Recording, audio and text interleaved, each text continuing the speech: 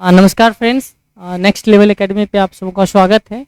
जैसा कि हम आपसे पहले भी चर्चा किए हैं कि हम लोग का जो श्रृंखला चल रहा था वो बीएसएससी पेपर को लेकर के चल रहा था, यानी जो प्रीवियस पेपर है हम लोग पहले इसको करवा रहे थे। तो हम लोग का मात्र एक क्लास चला था, उसमें मात्र जो 20 क्वेश्चन हुआ था, 21 क्वेश्चन हुआ था।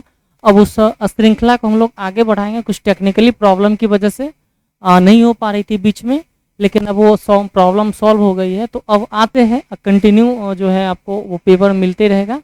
तो पहले क्या है कि बीएसएससी जिन लोगों का भी पेपर है वो चाहे बीएसएससी का पेपर दे रहे हो या फिर बिहार एसआई का दे रहे हो, बिहार का कोई भी एग्जाम दे रहे हैं, तो खास करके इस जीके सीएस सीरीज को आप जरूर प्रीवियस पेपर को देख लीजिएगा, बहुत बेनिफिट रहेगा एग्जाम के व्यू से। चलिए आते हैं। यहाँ से पहले दिन भी हम आपसे चर्चा किए हैं कि यहाँ से सीखने वाली चीज़ें हैं कि पेपर में क्या पूछा जा रहा है। ठीक है, उस चीज़ को हम लोग क्या करते हैं कि उसको ध्यान में रखते हैं कि ताकि आगे नेक्स्ट हम जो प्रिपरेशन कर रहे हैं तो इस चैप्टर से यदि पूछा है तो नेक्स्ट चैप्टर से आने की संभावना बनी रहती है, वो आपको लाइव प्रमाण मिल जाएगा। ठीक है ना। हाँ, एक चीज़ और इन्फॉर्मेशन के तौर पे है कि अब हम लोग जो है वो लाइव क्लास करेंगे ताकि हम आपका कमेंट भी ले सकें, और फिर दोनों लोग का जब आपसे मिलन होगा ना, एक दूसरे से इंटरेक्ट करेंगे तो और ज़बरदस्त सेशन बना रहेगा। चलिए आते हैं क्वेश्चन पे। कमेंट जरूर आप कीजिएगा कि खास करके लाइव सेशन कैसा रहेगा। पहला क्वेश्चन है आपका कि ऋषि सुनक नए प्रधानमंत्री हैं। क्वेश्चन जो है उस समय का है जिसमें ये पेपर हो रहा था। ऋषि सुनक जो है उस समय जब प्रधानमंत्री थे तो उस समय का है। तो आपको क्या ध्यान रखना है कि अभी के जो कॉन्टेक्स्ट में है तो उस देश का जो प्रधानमंत्री कौन कौन है उसको याद करके रखना है। तो आइए क्वेश्चन पे। ऋषि सुनक नए प्रधानमंत्री बने कहाँ के? ऑस्ट्रेलिया के या फिर इटली के या फिर यूके के या फिर कनाडा के। तो जानते होंगे कि ऋषि सुनक जो है वो आपका कहाँ का बने थे? यूके के बने थे, हालांकि अब चेंज भी हो गए हैं। ठीक है, तो ऋषि सुनक कहाँ के प्रधानमंत्री बने हैं? तो यहाँ से एक चीज़ सीखने के लिए हमको मिल रहा है कि विभिन्न देशों के जो है वो प्रधानमंत्री को हम लोग को ध्यान रखना है। आते हैं अगले क्वेश्चन पे। देखिए क्या है कि पुस्तक है एक अनफिनिश्ड ए मेमोयर की लेखिका कौन है? पुस्तक है अनफिनिश्ड ए मेमोआर की लेखिका कौन है? ऑप्शन है आपका कैटरीना कैफ, अनुष्का शर्मा, प्रियंका चोपड़ा और दीपिका पादुकोण। ये पूरी का पूरा जो ऑप्शन है आपको बॉलीवुड से छाड़ दिया गया है। आप बॉलीवुड जान रहे होंगे कि कैटरीना कैफ, अनुष्का शर्मा, प्रियंका चोपड़ा, दीपिका पादुकोण। आप किसी अभिनेत्री का सिलेक्शन कर लीजिए। ठीक है, किसके लिए? आप अपने मन से नहीं। अनफिनिश्ड किसके द्वारा लिखा गया है? ये है आपके प्रियंका चोपड़ा। ठीक है ना। किसके द्वारा लिखा गया है? तो ये प्रियंका चोपड़ा के द्वारा लिखा गया है। अगला है कजाकिस्तान की राजधानी कहाँ है? ऑप्शन है आपका येरेवन, बाकू, अस्ताना, अबूजा। जल्दी से बताइएगा। तो कहाँ है कि कजाकिस्तान की राजधानी? कजाकिस्तान मध्य एशिया का एक देश है। कहाँ का? मध्य एशिया के देश, जो 5 देश है मुख्य रूप से मध्य एशिया में, तो उसी देश का एक हिस्सा है। कौन सा? आपका कजाकिस्तान है, तुर्कमेनिस्तान है, जान रहे होंगे आप। तो ये कहता है कि राजधानी कहाँ? Yerevan, Baku, Astana, Abuja. Yerevan जान रहे होंगे आप। येरेवन जो है अर्मेनिया की राजधानी है। किसकी राजधानी है? तो अर्मेनिया की राजधानी है, जान रहे होंगे आप। बाकू को छोड़ देते हैं, अस्ताना बताइए। अबूजा नाइजीरिया की राजधानी है। किसकी राजधानी है? नाइजीरिया की राजधानी है। हम आपसे क्या छोड़ रहे हैं? तो बाकू किसकी राजधानी है? तो अजरबैजान की राजधानी है। अजरबैजान की राजधानी है। तो अब आप आराम से तो एलिमिनेट कर सकते हैं। जब अजरबैजान की राजधानी बाकू है, अर्मेनिया की राजधानी येरेवन है और अबूजा नाइजीरिया की राजधानी, तो बच गए कौन सा? आपका अस्ताना। यानी कजाकिस्तान की राजधानी कौन सा है? तो अस्ताना है, ध्यान रखिएगा। तो यहाँ से चीज सीखने की मिल रहा है, जो आपने आसपास पड़ोस के जो देश हैं उसकी राजधानी आपको ध्यान रखना है, उसकी मुद्रा क्या है आपको उसको ध्यान रखना है। आते हैं अगले क्वेश्चन पे। बड़ा फेमस क्वेश्चन है, बहुत जबरदस्त है क्वेश्चन कि भारत में मिड डे मील योजना कब प्रारंभ की गई? भारत में जो मध्याह्न भोजन है, ठीक है, मिड डे मील, इस योजना की शुरुआत कब की गई थी? देखिए यहाँ से डेट भी याद रखना आपको। 15 अगस्त 1995, 2 अक्टूबर 1993, 2 अक्टूबर 1995, 15 अगस्त 1993। तो जल्दी से आपके पास थोड़ा सा वक्त रहता है सोचने का, आप सोच सकते हैं। हालांकि आपके साथ हम जो है लाइव जुड़ेंगे, कमेंट लेंगे, तब और ज़बरदस्त सेशन बनेगा। तो मिड डे मील योजना की शुरुआत जो हुई थी, ध्यान रखिएगा आप कि 15 अगस्त 1995 से इसकी शुरुआत हुई थी। कब से हुई थी? 15 अगस्त 1995 से मिड डे मील की शुरुआत हुई थी। और एक पायलट प्रोजेक्ट के तहत सबसे पहली बार, पायलट प्रोजेक्ट के तहत सबसे पहली बार जो है इस कहाँ इसको लागू किया गया था? तो तमिलनाडु में। ध्यान रखिएगा। तो सबसे पहले कहाँ इसकी शुरुआत की गई थी? तमिलनाडु में। कहाँ? मिड डे मील योजना की शुरुआत जो की गई थी सबसे पहले तमिलनाडु में की गई थी। और ये कब की गई थी, तो 15 अगस्त 1995 को। डेट भी आपको याद रखना है। चलिए, भारत में स्थापित पहला राष्ट्रीय उद्यान है कौन सा है? कान्हा राष्ट्रीय उद्यान, जिम कॉर्बेट राष्ट्रीय उद्यान, काजीरंगा राष्ट्रीय उद्यान या फिर गिर राष्ट्रीय उद्यान? आपको बताना है, जल्दी से इसका आंसर बताइए। कहता है भारत में स्थापित पहला राष्ट्रीय उद्यान, यानी पहला। जब हम इस पर चर्चा करेंगे तो आप इसका फिलहाल आंसर जान लीजिए। ये जो है इसका आंसर क्या हो जाएगा आपका, जिम कॉर्बेट राष्ट्रीय उद्यान। थोड़ा सा हम इसके बैकग्राउंड में जाएंगे, थोड़ी सी इसकी ऐतिहासिक पृष्ठभूमि हम लोग देखेंगे। हम इसलिए ऐतिहासिक पृष्ठभूमि में गोता लगा रहे हैं, बहुत ज़्यादा हम आपसे इस टाइम एनालिसिस नहीं करेंगे। हम सिर्फ एक आपको ब्रीफ दिखा रहे हैं कि प्रीवियस पेपर क्या पूछा जा रहा है। थोड़ा सा जानकारी संक्षेप में देख लीजिए कि जिम कॉर्बेट जो है, जिम कॉर्बेट नाम से इसकी स्थापना नहीं की गई थी। इसकी स्थापना जो है हेली नेशनल पार्क के रूप में की गई थी। किस नाम से? हेली नेशनल पार्क के नाम से 1936 में। कब की गई थी? 1936 में हेली नेशनल पार्क के नाम से की गई थी। फिर इसका नाम जो बदल गया था 1950 के दशक में। कब? तो ध्यान रखिएगा, 1950 के दशक में इसका नाम रखा गया था रामगंगा। चूंकि रामगंगा यहीं से गुजरती है, इसी जो है एक क्षेत्र से, इसी के आसपास के क्षेत्र से, रामगंगा जिम कॉर्बेट के क्षेत्र से गुजरती थी रामगंगा नदी जो है, तो इसलिए करके इसका नाम रखा गया था रामगंगा। और फिर रामगंगा से इसका नाम रखा गया जिम कॉर्बेट। क्या नाम रखा गया? Jim Corbett. और वर्तमान में फिर से इसका नाम चेंज कर दिया गया। आप जान रहे होंगे इस बात को, जिम कॉर्बेट। ये जिम कॉर्बेट महोदय जो थे, ये आपके कह सकते हैं कि ब्रिटिश एक लेखक थे, ये खिलाड़ी थे। इसके सम्मान में इसका नाम रखा गया था जिम कॉर्बेट। इसके सम्मान में नाम रखा गया था जिम कॉर्बेट। तो ध्यान रखिएगा कि जो पहला जो है भारत का स्थापित पहला जो नेशनल पार्क था वो कौन सा था? हेली था। इसके नाम से 1936 में इसका स्थापना की गई थी। 1936 में इसका स्थापना की गई थी। और ये किस लिए किया गया था? तो टाइगर रिजर्व के लिए। मुख्य रूप से उस समय जो उद्देश्य था वो बाघों का संरक्षण करना था। हालांकि बाद में कई प्रकार के वहाँ जीव जंतुओं का भी संरक्षण की योजना बनाई गई थी और किया जा रहा है। लेकिन जो प्राथमिक उद्देश्य था उस समय जिसमें इसकी स्थापना की गई थी, उसमें बाघों की संरक्षण इसकी मुख्य इसका उद्देश्य था। तो हम लोग को यहाँ से 2-3 चीजें याद रखने की। भारत का पहला जो है नेशनल पार्क कौन सा हो जाएगा आपका? तो जिम कॉर्बेट हो जाएगा। पद्म विभूषण विजेता प्रभा अन्य निम्नलिखित में से किससे जुड़ी हुई है? प्रभा अन्य क्वेश्चन कंटेम्प्रेरी है, उस समय के करंट से क्वेश्चन जुड़ा हुआ है। तो आपको ये भी ध्यान रखना है कि जो उस समय करंट से जुड़ा हुआ जो भी प्रमुख व्यक्तित्व है, वो चाहे उनका निधन हो गया हो या उनकी जो है उनको किसी पद पे नियुक्त किया गया हो, यदि फेमस चेहरा है, प्रसिद्ध व्यक्तित्व है, तो आपको वहां भी नजर बनाए रखना है। चलिए इस क्वेश्चन पे आते हैं। पद्म विभूषण जानते होंगे, पद्म विभूषण के संदर्भ में भारत के ये सर्वोच्च नागरिक यानी भारत के सर्वोच्च नागरिक पुरस्कार कौन सा है? भारत रत्न। तो भारत के सर्वोच्च नागरिक पुरस्कार के बाद द्वितीय स्थान पे आता है यही पद्म विभूषण। यानी पहला स्थान पे यदि आपसे क्वेश्चन पूछे कि भारत का पहला जो है सर्वोच्च नागरिक पुरस्कार कौन होता है, तो भारत रत्न होता है। और भारत रत्न के पश्चात दूसरे स्थान पे कौन सा पुरस्कार आता है? तो आता आपका पद्म विभूषण।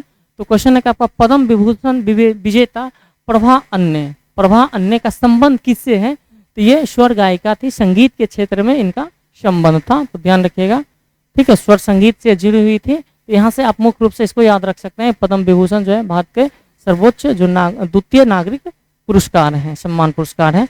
आते हैं अगले क्वेश्चन पे। चलिए हिस्ट्री का ये क्वेश्चन है।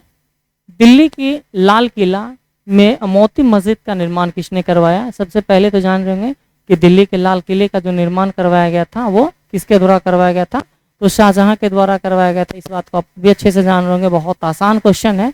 लेकिन है कि दिल्ली के लाल किले में मोती मस्जिद एक वहां का स्थापत्य है, कौन सा आपका? मोती मस्जिद। इसका कह रहा है कि निर्माण किसके द्वारा करवाया गया था? बताइए। दिल्ली के लाल किले में तो मेरे दोस्त आपको यहाँ से 2 चीजें याद रखनी है, ठीक है, 2 चीजें याद रखनी है। थोड़ा सा फोन कॉल उठा के बोल दो भी क्लास चल रही है, ठीक है। तो मोती मस्जिद है 2 जगह है। कितने जगह है? 2 जगह है, आपको ध्यान रखना है। मोती मस्जिद, ठीक है, मोती मस्जिद 2 जगह आपको मिलेंगे, ठीक है। कहाँ कहाँ? एक आगरा में जहां मोहब्बत की निशानी है, ठीक है, जान रहे होंगे कि उसका एक अद्भुत आपको परिचय मिलता है कि ताजमहल का आपका आगरा में, और दूसरा है दिल्ली में। तो दिल्ली, अभी हम लोग उसी पे चर्चा कर रहे हैं कि दिल्ली में जो लाल किला है उसमें मोती मस्जिद का निर्माण किसने करवाया है। तो यहाँ से ध्यान रखिएगा कि दिल्ली के लाल किले में जो मोती मस्जिद है इसका निर्माण औरंगजेब के द्वारा करवाया गया है, जबकि आगरा में जो है वो किसके द्वारा करवाया गया है, शाहजहां के द्वारा करवाया गया है। यही देखिए फंसाने वाला क्वेश्चन था कि औरंगजेब ऑप्शन दे दिया है तो और शाहजहां भी ऑप्शन देकर रखा है, यहाँ मैक्सिमम लोग फंस जाते हैं। तो हम लोग को यहाँ ध्यान रखना है कि जो आगरा में मोती मस्जिद का निर्माण है वो किसके द्वारा करवाया गया है, तो शाहजहां के द्वारा करवाया गया है, जबकि जो दिल्ली में मोती मस्जिद है उसका निर्माण किसके द्वारा करवाया गया है, तो औरंगजेब के द्वारा करवाया गया है। जानते हैं ये सब केशव मुगल सम्राट रहे हैं। हम बहुत ज़्यादा आज एनालिसिस में नहीं जा रहे हैं, हम पहले भी आपसे चर्चा किए हैं कि अभी एक प्रीवियस पेपर एनालिसिस है कि किस सेक्टर से क्वेश्चन किस चैप्टर से आ रहा है। देख रहे होंगे आप स्थापत्य कला से क्वेश्चन पूछ रहा है, विभिन्न देशों के प्रधानमंत्री से क्वेश्चन पूछा जा रहा है, विभिन्न देशों की राजधानी पूछी जा रही है। ठीक है, तो हम लोग को इस पर नज़र बनाए रखना है कि क्वेश्चन पूछा आखिर कहाँ से जा रहा है, और जिस सेक्टर को मानिए जिस टॉपिक को वो टच कर रहा है तो हम लोग को उस पर नज़र बनाए रखना, उस चैप्टर को हम लोग तैयार करके रखेंगे। बाकी जब हम लोग मोस्ट इंपॉर्टेंट क्वेश्चन सीरीज लेकर के आएंगे फिर वहाँ डेप्थ डिस्कशन करते रहेंगे। चलिए आते हैं, यूनेस्को द्वारा घोषित अंतर्राष्ट्रीय मातृभाषा किस तारीख को मनाया जाता है। यूनेस्को द्वारा, यानी विश्व के जितने भी सांस्कृतिक धरोहर है, सांस्कृतिक व्यवस्था को अक्षुण्ण बनाए रखने के लिए यूनेस्को विश्व स्तर पर, वैश्विक स्तर पर ये एक प्रतिबद्ध संस्था है। ठीक है, तो ये कि यूनेस्को के द्वारा अंतर्राष्ट्रीय मातृभाषा दिवस, अंतर्राष्ट्रीय मातृभाषा दिवस किस तारीख को मनाया जाता है। ऑप्शन है आपका 12 फरवरी, 10 फरवरी, 8 फरवरी, उसके बाद है 21 फरवरी। तो ध्यान रखिएगा यूनेस्को के द्वारा जो मातृभाषा दिवस मनाए जाने का जो निर्णय लिया गया था वो 21 फरवरी को मनाया गया था। 21 फरवरी सबसे पहली बार जो है इसकी जो घोषणा की गई थी, निर्णय लिया गया था, वो 1999 में निर्णय लिया गया था। यानी निर्णय लिया गया था कि 21 फरवरी को अंतर्राष्ट्रीय मातृभाषा दिवस मनाया जाएगा। तो पहली बार जो है अंतर्राष्ट्रीय मातृभाषा दिवस मनाया गया था वो 2000 में मनाया गया था। तो यहाँ से चीज़ें हमको क्या याद रखनी है कि पहली बार घोषणा कब की गई थी, तो 1999 में, और अगले साल से ये मातृभाषा दिवस मनाया जाने लगा था। 12 फरवरी बहुत ज़बरदस्त इंपॉर्टेंट डेट है। ठीक है, इसलिए लिहाज से ये दोनों व्यक्तित्व, ऐसे व्यक्तित्व का जन्म हुआ था इस दिन जो अपने अपने देश में एक उल्लेखनीय योगदान के लिए जाने जाते हैं। आप दयानंद सरस्वती का नाम जानते होंगे, जिन्होंने आर्य समाज का स्थापना किया था। शुद्धि आंदोलन में इनकी बहुत महत्वपूर्ण भूमिका रही थी, हालांकि इनकी बहुत इतिहास में योगदान रहा। फिलहाल के लिए आप जान लीजिए कि दो व्यक्तित्व कौन से थे। तो भारत के संदर्भ में देखिएगा तो दयानंद सरस्वती जिनका जन्म कब हुआ था, तो 12 फरवरी 1824 को, जिन्होंने आर्य समाज का स्थापना किया था 1875 में।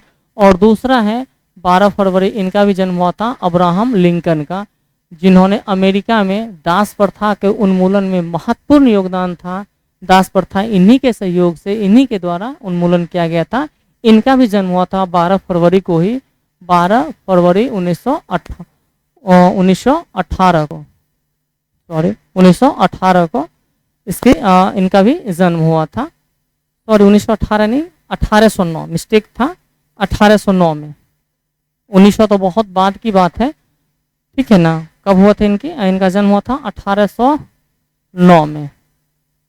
तो ध्यान रखिएगा कि अब्राहम लिंकन का जन्म हुआ था ये भी 12 फरवरी को। चलिए नेक्स्ट पे क्वेश्चन पे आते हैं। तो ध्यान रखना यहाँ फिलहाल के लिए क्या कि यूनेस्को के द्वारा जो अंतर्राष्ट्रीय मातृभाषा दिवस कब मनाया जाता है, तो 21 फरवरी को मनाया जाता है। अमित सहाय को किस क्षेत्र के लिए उनके योगदान के लिए माइकल एंड शीला हेल्ड पुरस्कार 2022 प्राप्त हुआ। फिलहाल के लिए अमित सहाय को भूल जाइए। यहाँ से ये चीज़ सीखने के लिए मिलेगा कि जो विभिन्न पुरस्कार है वो किस क्षेत्र के लिए दिया जाता है।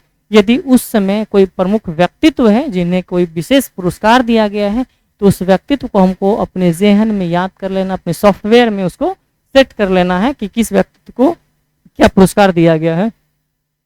तो इस समय अमित सहाय को जो ये पुरस्कार दिया गया था, माइकल एंड शीला हेल्ड पुरस्कार, वो दिया गया था कंप्यूटर विज्ञान के लिए। किसके लिए दिया गया था? कंप्यूटर विज्ञान के लिए दिया गया था। तो एक चीज़ यहाँ से हमको सीखने के लिए मिल रहा है कि पुरस्कार से भी क्वेश्चन पूछा जा रहा है, प्रमुख व्यक्तित्व से क्वेश्चन पूछा जा रहा है, जैसे पद्म विभूषण देखे हैं, अमित शाही महोदय को देखे हैं, ऋषि सुनक को देखे हैं, ठीक है ना, दिवस से देखे हैं, मातृभाषा दिवस। तो ये सब चीजें आपको अभी से क्या है नोट डाउन करते चलना है कि क्या क्या क्वेश्चन किस किस टॉपिक से पूछा जा रहा है, तभी आपकी तैयारी एक बेहतर मंच पे आ सकती है, एक बहुत मजबूत तैयारी तभी हो सकती है। आपको यहाँ से ध्यान दे के रखना है। निम्नलिखित में से कौन राष्ट्रीय स्वास्थ्य प्रोफाइल को समय समय पे प्रकाशित करता है? ऐसी कौन सी संस्था है जो राष्ट्रीय स्वास्थ्य प्रोफाइल यानी नेशनल हेल्थ जो है प्रोफाइल को समय समय पे प्रकाशित करता है? तो वो संस्था कौन सी है? केंद्रीय स्वास्थ्य खुफिया ब्यूरो। क्या है आपका? केंद्रीय स्वास्थ्य खुफिया ब्यूरो है। आते हैं अगले क्वेश्चन पे। निम्नलिखित में से किस योजना का उद्देश्य राष्ट्र के पर्यटन विकास के लिए आध्यात्मिक केंद्र सृजित करना है? किस उद्देश्य के लिए? तो पर्यटन के विकास के लिए आध्यात्मिक केंद्र का सृजन भारत सरकार की एक महत्वपूर्ण योजना थी, प्रसाद योजना। कौन सी योजना थी? प्रसाद योजना। इस योजना का मुख्य उद्देश्य यही था कि पर्यटन विकास के लिए आध्यात्मिक केंद्रों का सृजन करना। ये किसका हिस्सा था? तो प्रसाद योजना का हिस्सा था। जबकि उड़ान का क्या था कि ग्रामीण क्षेत्रों में भी सुलभ जो है संपर्कता बनाई जा सके, यानी कह सकते हैं संक्षेप में, आप सरल भाषा में भी कह सकते हैं कि जो है ग्रामीण क्षेत्रों में कनेक्टिविटी को बढ़ावा देने के लिए। ऐसे नहीं समझे, इसका फुल फॉर्म क्या था? उड़े देश का आम नागरिक, यानी ग्रामीण क्षेत्रों में भी रहने वाले लोगों के लिए सस्ती हवा जो है सस्ते दर पे हवाई जहाज यात्रा उपलब्ध करवाना केंद्र सरकार की एक उद्देश्य था, ताकि वो लोग भी आसानी से एक जगह से दूसरे जगह जो है जा आ सके। इसी के लिए था ये उड़े देश का आम नागरिक, ये उड़ान से था, यानी क्षेत्रीय कनेक्टिविटी को बढ़ावा देने के लिए था। उदय था बिजली वितरण कंपनियों से संबंधित, और हृदय जो है वो शहरी विरासत वाले स्थलों को संरक्षित करने के उद्देश्य से था। चलिए, तो फिलहाल से यहाँ ध्यान रखना है कि राष्ट्र के पर्यटन विकास के लिए आध्यात्मिक केंद्र सृजित करना किसका उद्देश्य था? तो प्रसाद का। यहाँ से आपको क्या सीखने के लिए मिल रहा है कि भारत सरकार के जो प्रमुख योजनाएं हैं, ठीक है, वो प्रमुख योजनाएं जो काफी चर्चा में रहा है, जो राष्ट्र हित के दृष्टिकोण से काफी महत्वपूर्ण है, वहाँ एकदम जो है नजर बनाए रखना है। ठीक है, एकदम बोगला की तरह नजर बनाए रखना कि ताकि मछली छूटे नहीं, जो ही आए नजर खप से उसको ये पकड़ लेना अपनी चोंच से। क्वेश्चन है आपका कि निम्नलिखित में से कपास के संदर्भ में कौन सा कथन सही नहीं है? ठीक है ना, सही नहीं है। तो भारत में छोटे रेशे वाली कपास का सर्वाधिक उत्पादन होता है। सबसे पहली बात तो जान लीजिए कि भारत में जो कपास का उत्पादन होता है वो मध्यम रेशे वाले कपास का उत्पादन होता है। यही धरा गया है क्वेश्चन, ठीक है, इसको यहीं काट दीजिए। भारत में गुजरात राज्य प्रमुख कपास उत्पादक है।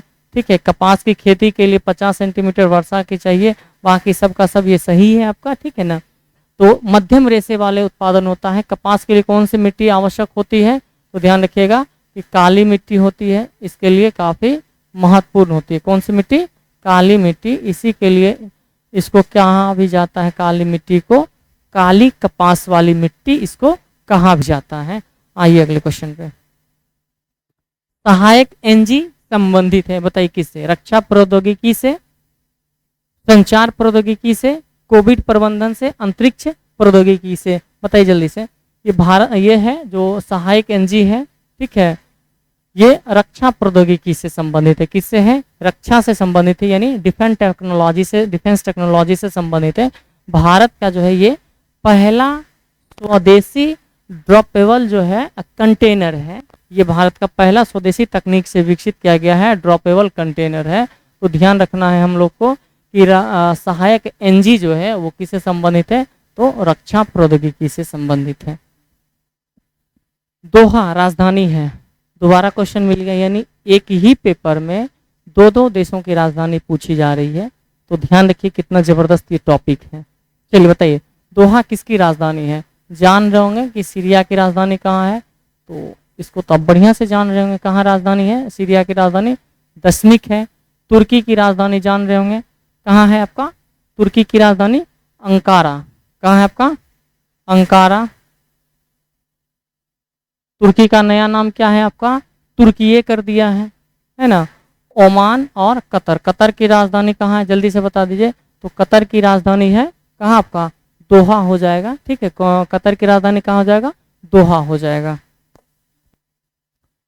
जनवरी 2022 में किस टाइगर रिजर्व ने T/2 पुरस्कार जीता, जिसके 2010 के बाद से बाघों की संख्या दुगुनी होकर के 80 हो गई है। तो ये करंट का क्वेश्चन है, तो करंट को बढ़िया से देख कर रखना। हम लोग जो है पूरी टीम, जो मैथ्स का भी है, करंट अफेयर्स का भी है, तो पूरी टीम मिल करके हम आपका करंट अफेयर्स भी पूरा का पूरा तैयार करवाएंगे। तो फिलहाल इस क्वेश्चन के लिए देख लीजिए कि 2022 में जो किसे दिया गया था, तो सत्यमंगलम टाइगर रिजर्व को। ये काम का नहीं है, यदि इस समय देख रहे होंगे तो काम का ये चीज़ है कि सत्यमंगलम टाइगर रिजर्व है कहाँ, तो ध्यान रखिएगा ये कहाँ है आपका, तमिलनाडु में है। ठीक है, कार्बेट जान रहे होंगे उत्तराखंड में, बांदीपुर कर्नाटक में है। ठीक है, कान्हा हम आपके लिए छोड़ देते हैं, ये आप बढ़िया से सर्च कीजिए। कुछ आपके लिए भी काम मिलना चाहिए ना, बैठ करके सिर्फ सुनिएगा तो फिर हाथ भी गया एकदम आराम मोड में चल जाएगा। ठंडे वस्ते में तो थोड़ा सा हाथ का भी कुछ इस्तेमाल होना चाहिए, तो ये आपके लिए काम है। कान्हा हम आपके लिए छोड़ रहे हैं। ठीक है, बाकी है इसको ध्यान रखिएगा। बांदीपुर कर्नाटक में है, जिम कार्बेट उत्तराखंड में, अभी आपसे चर्चा किए हैं, सतमंगलम तमिलनाडु में है। निम्न में से कौन सा देश बिम्स्टेक का सदस्य नहीं है, बहुत महत्वपूर्ण क्वेश्चन है। कह सकते हैं कि यदि मेरे लहजे में कहिए तो ये आवारागर्दी करने वाला क्वेश्चन है। यानी बिहार दरोगा की एग्जाम देने के लिए जा रहे हैं तब भी ये आपसे टकरा सकता है, BSSC +2 हो, CGL हो, तब भी आपके साथ ये टकराने के लिए तैयार रहेगा, BPSC का दे रहे तब भी आपसे टकराने के लिए तैयार रहेगा। यानी कह सकते हैं ये आवारा क्वेश्चन है, हर चौक चौराहे पे आपको मिल ही जाएगा। पता है बिम्स्टेक का सदस्य कौन सा देश नहीं है, तो सबसे पहली बात है कि आपको बिम्स्टेक पता होना चाहिए कि बिम्स्टेक में देश कौन कौन सा है। बिम्स्टेक यानी Bay of Bengal initiative for multi sectoral technical and economic corporation, यानी बंगाल की खाड़ी के आसपास जो देश हैं, क्या हम आपसे पूछें, हम बता रहे हैं कि बंगाल की खाड़ी के आसपास जो देश हैं, ठीक है, बंगाल की खाड़ी की सुरक्षा के मद्देनजर, व्यापारिक गतिविधियों के मद्देनजर बिम्स्टेक की स्थापना की गई थी। कब की गई थी, तो कब की गई थी, 1997 में बैंकॉक घोषणा के तहत। कब की गई थी, 1997 में बैंकॉक घोषणा के तहत जब इसकी शुरुआत में स्थापना की गई थी, तो इसका क्या नाम था आपका, BIST। यानी मूल रूप से 4 देश मिलकर के बिम्स्टेक का स्थापना किए थे, बिम्स्टेक का स्थापना किए थे मूल रूप से 4 देश मिलकर के। उस समय इसका नाम था बिस्ट। बी से बोले तो बांग्लादेश, आप नोट करते चल जाइएगा, ठीक है, बांग्लादेश। उसके बाद आई से था इंडिया, बोले तो अपना भारत है ना। एस बोले तो श्रीलंका, और टी बोले तो थाईलैंड। और कोई जाना चाहता है थाईलैंड, ठीक है। चलिए, तो ध्यान रखिएगा, शुरुआती टाइम ये 4 देश मिलकर के इसका स्थापना किए थे।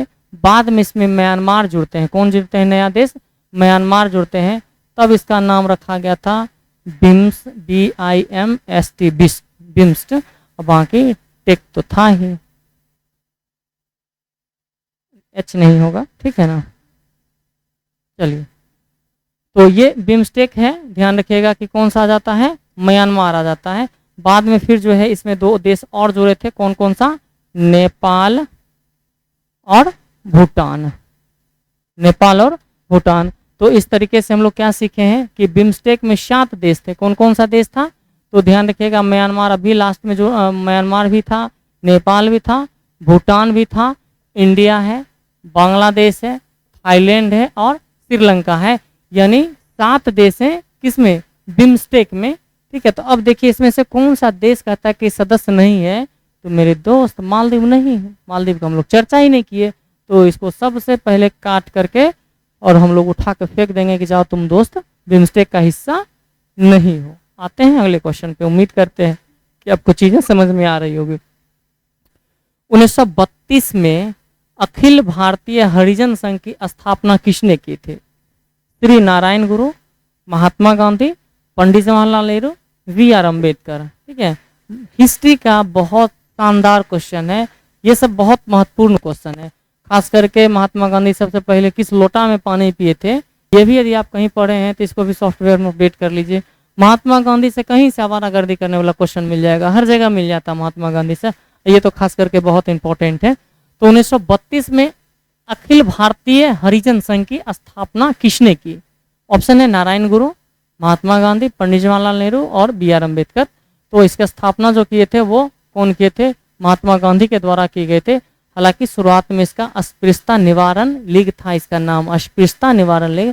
आप जानते होंगे पूना जब समझौता हुआ था, किसके किसके मध्य हुआ था? तो अंबेडकर जी और महात्मा गांधी के बीच में पूना पैक्ट हुआ था, आप इस बात को जान रहे होंगे। तो इसी के बाद इन्होंने क्या किया था? हरिजनों के उत्थान के लिए अस्पृश्यता निवारण लीग का स्थापना किए थे। बाद में इसी का नाम बदल करके क्या रखा गया था? अखिल भारतीय हरिजन संघ। तो ध्यान रखना है कि अखिल भारतीय हरिजन संघ का स्थापना किसके द्वारा किया गया है? तो महात्मा गांधी के द्वारा किया गया है।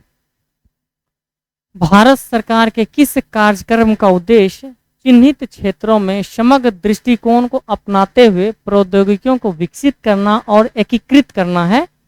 संपूर्ण ग्रामीण रोजगार योजना, उड़ान, हस्तशिल्प प्रशिक्षण योजना, प्रौद्योगिकी विकास कार्यक्रम। तो ध्यान रखिएगा कि क्या क्वेश्चन है आपका? प्रौद्योगिकियों को विकसित करना।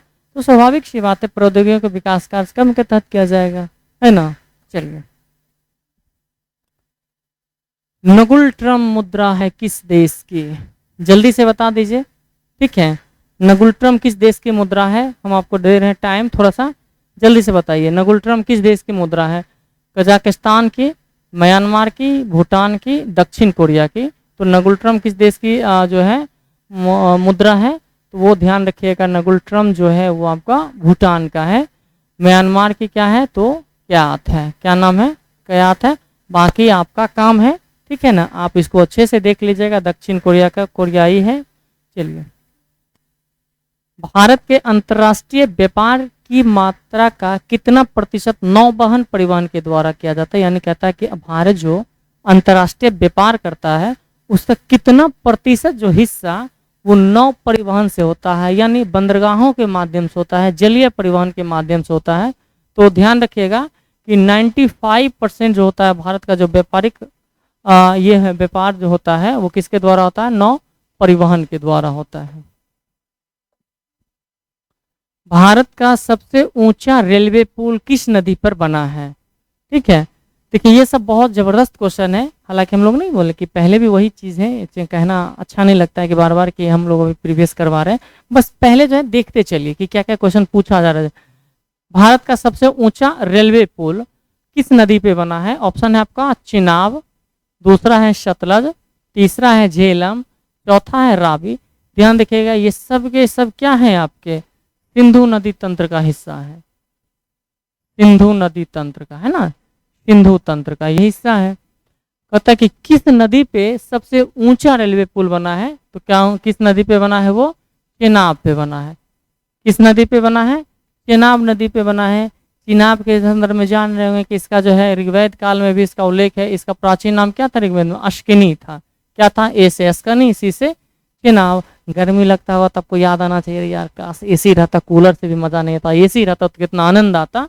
तो बस यही रखिएगा, ए से अस्कनी और सी से चिनाब, ठीक है। बाकी हम लोग करवाएंगे कि ये सिंधु नदी तंत्र जब हम ज्योग्राफी में आएंगे, ठीक है, तो इस पर काफ़ी चर्चा करेंगे हम लोग, ठीक है, कि चेनाब का जो उद्गम कहाँ से होता है, ठीक है। चंद्र और भागा नामक दो नदियों के मिलने के बाद ये क्या किस नाम से जानी जाती है? चिनाब के नाम से जानी जाती है। तो फिलहाल आपको क्या ध्यान रखना है? भारत का सबसे ऊंचा रेलवे पुल किस नदी पे बना है? तो चिनाब नदी पे बना है। भारत का सबसे बड़ा रबर बांध कौन सी नदी है? कौन सी नदी पे बना है? मोक्ष की धरती, अध्यात्म की धरती, ज्ञान की भूमि कहा जाने वाला बोध गया। बोध गया में ही जो है ये भारत का सबसे बड़ा रबर बांध बना है। तो किस नदी पे बना है? तो फल्गु नदी को। फल्गु नदी को ही जान रहे हो क्या कहा जाता है? निरंजना भी कहा जाता है। निरंजना इसी नदी का ही नाम है। कौन सा है? निरंजना, ठीक है। निरंजना इसकी सहायक नदी है। लीलाजन जानते होंगे इसकी सहायक नदी है। तो भारत का जो सबसे बड़ा रबर डैम है वो किस नदी पे बना है? तो फल्गु नदी पे बना है। रानी एलिजाबेथ द्वितीय जिनका हाल ही में निधन हुआ, इन्होंने कितने वर्षों तक शासन किया था? बीपीएससी एक बार क्वेश्चन पूछा था, एक बार नहीं 69वीं में क्वेश्चन पूछा था महारानी एलिजाबेथ के ऊपर, ये कितने वर्षों तक जीवित रही थी, कितने वर्षों तक ये शासन की थी। कूट वाला क्वेश्चन दे दिया था, इनमें से कौन सा कितने कथन सत्य हैं। तो ये फेमस हस्ती थी, बनता भी है, ठीक है ना।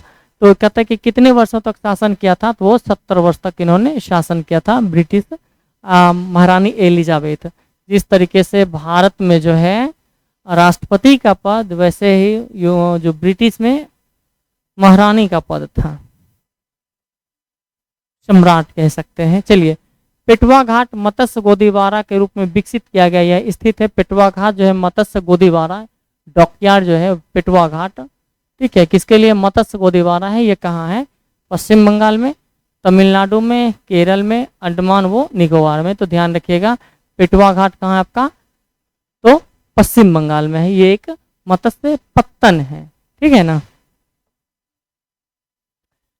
निम्नलिखित कथनों पर विचार करें। भारतीय राष्ट्रीय कांग्रेस की प्रथम महिला अध्यक्ष एनी बेसेंट थी। भारतीय राष्ट्रीय कांग्रेस की प्रथम महिला अध्यक्ष एनी बेसेंट थी। हमको भी लग रहा बात सही है, यानी भारतीय राष्ट्रीय कांग्रेस की प्रथम महिला जो है अध्यक्ष वो एनी बेसेंट थी, ठीक है। और जब क्वेश्चन कहे कि जो है भारतीय राष्ट्रीय कांग्रेस की प्रथम भारतीय महिला अध्यक्ष, तब कौन सी हो जाएगी? सरोजनी। जब क्वेश्चन रहे आपसे भारतीय महिला, तब हो जाएगी सरोजिनी नायडू। और जब क्वेश्चन पूछे कि भारतीय राष्ट्रीय कांग्रेस की प्रथम महिला अध्यक्ष कौन बनी, तो एनी बेसेंट बनी। और जब भारतीय राष्ट्रीय कांग्रेस की प्रथम भारतीय महिला अध्यक्ष पूछे, तब कहाँ जाइएगा? तो कहाँ जाना है? जल्दी से कमेंट कीजिए। सरोजनी नायडू। तो हम जब आपके साथ लाइव सेशन में जुड़ेंगे, तो हम आपसे उम्मीद करेंगे कि आप टकाटक कमेंट कीजिएगा जो आंसर पूछेंगे। दूसरा कथन पे आते हैं। भारतीय राष्ट्रीय कांग्रेस के प्रथम मुस्लिम अध्यक्ष बदरुद्दीन तैयब जी थे। ऑफ कोर्स बदरुद्दीन तैयब जी थे। तो कहता है कि कौन कथन जो है सत्य है? केवल एक और दो, केवल दो, एक और दो दोनों, ना तो एक ना तो दो, केवल दो। तो भारतीय राष्ट्रीय कांग्रेस के जो प्रथम मुस्लिम अध्यक्ष बने थे वो बदरुद्दीन तैयब जी ही थे, ठीक है। तो इस तरीके से दो भी कथन सही है और पहला भी सही है, ठीक है ना। तो इस तरीके से ये हो जाएगा आपका ए और दो दोनों हो जाएगा। बक्सर विद्रोह किससे संबंधित है बताइए? श्रीलंका से, चीन से, बांग्लादेश से, पाकिस्तान से।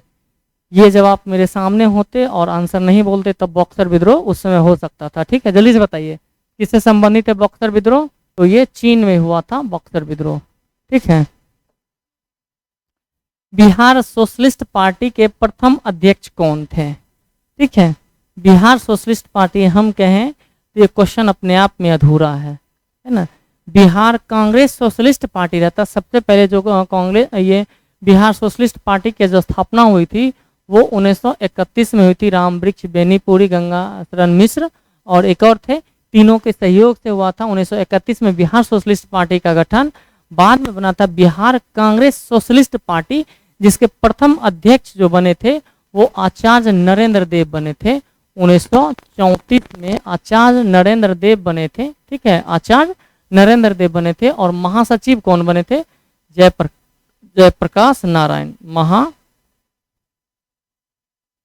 महासचिव कौन बने थे? तो जयप्रकाश नारायण बने थे, ठीक है ना।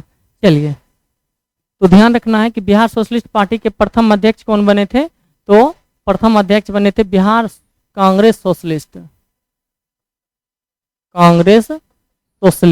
ठीक है ना। तो प्रथम अध्यक्ष आचार्य नरेंद्र देव और महासचिव जयप्रकाश नारायण। आचार्य कृपलानी जानते होंगे, आज़ादी के समय भारतीय राष्ट्रीय कांग्रेस का अध्यक्ष कौन थे? जेबी कृपलानी, ये भी जानते होंगे।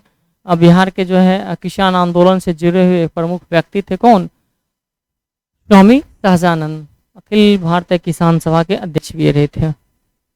सिंधव लिपि की लेखन दिशा कौन सी थी? बाएं से दाहिने, खारी रेखा, क्षैतिज रेखा, दाहिने से बाएं। जैसे उर्दू में लिखते हैं ना लोग, दाएं से बाएं, इधर से लिखना स्टार्ट लोग करते हैं, ठीक है।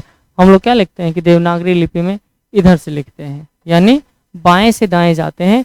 जबकि सैंधव लिपि कैसे लिखी जाती थी, तो दाएं से बाएं। फिर जब हुआ ये खत्म हो गया, मान चलिए कॉपी है, और ये लोग इधर से लिखना स्टार्ट करते थे। जब यहाँ पहुँच गए तो फिर यहाँ से लिखना स्टार्ट करते थे। इसको ब्रुस्फोटन भी कहा गया, ब्रुस्टोफोटन भी कहा गया था। ठीक है, तो ध्यान रखिएगा कि सैंधव लिपि लेखन दिशा क्या थी आपका, तो दाहिने से बाएं थे। सिंधी भाषा को 8वीं अनुसूची में कब जोड़ा गया, तो सबसे पहले आपको यही महत्वपूर्ण हो जाता है कि भाषा का उल्लेख किस अनुसूची में किया गया है, तो 8वीं अनुसूची में किया गया है। किस भाषा में किस अनुसूची में किया गया, तो 8वीं अनुसूची में किया गया है। और सिंधी भाषा को सबसे पहले जो है 21वें संविधान संशोधन 1967 के द्वारा, ठीक है, 21वें संविधान संशोधन 1967 के द्वारा सिंधी भाषा को जोड़ा गया था। बाद में फिर जो है नेपाली, मणिपुर, कोंकणी को 71वें संविधान संशोधन के द्वारा जोड़ा गया था।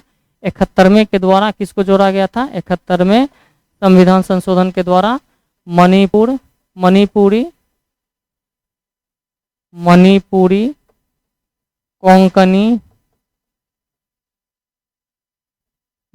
कोंकणी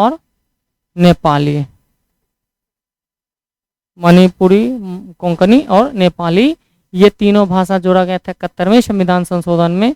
फिर जाकर के इसमें और जोड़ा गया था बोडो, डोगरी, मैथिली, संथाली। तो फिलहाल देख लीजिए सिंधी भाषा को किस में जोड़ा गया था, किस अनुसूची में, 8वीं अनुसूची में।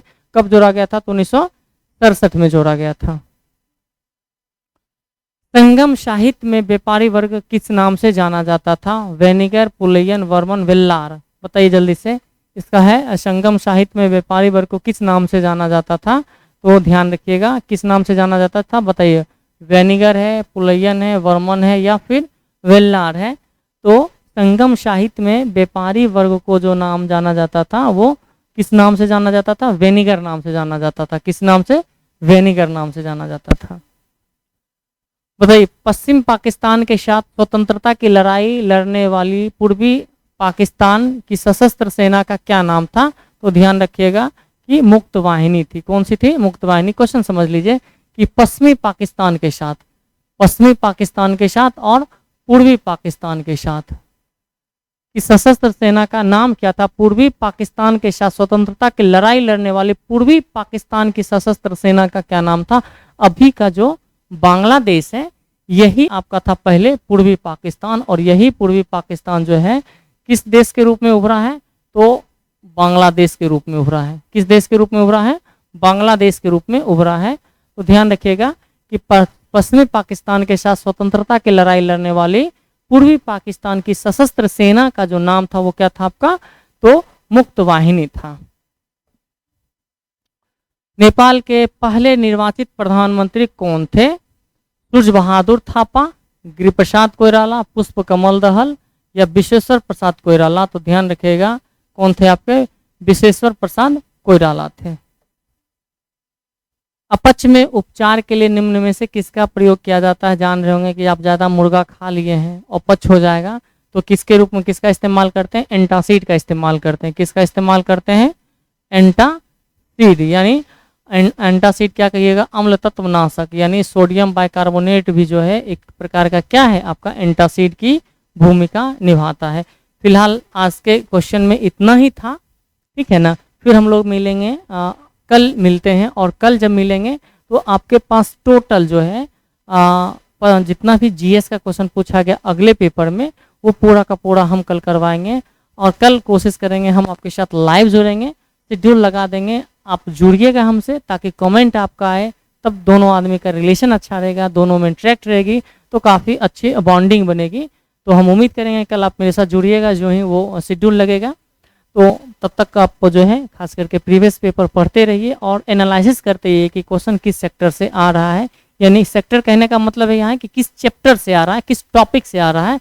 जब तक आप इस टॉपिक को एनालिसिस ना कीजिएगा ना, ये आप विश्वास कीजिए कि थोड़ी सी आप जो है तैयारी में कह सकते हैं कि अधूरापन आपको फील होगा। तो आपका काम है कि तैयारी स्टार्ट किए हैं, ठीक है, तैयारी स्टार्ट किए हैं, कर दिए हैं, तो क्वेश्चन बैंक आपके पास सामने में रहनी चाहिए कि क्या क्वेश्चन पूछा जा रहा है। चलिए मिलते हैं फिर कल के सेशन में। तब तक के लिए आप अपना ख्याल रखिए। नमस्कार।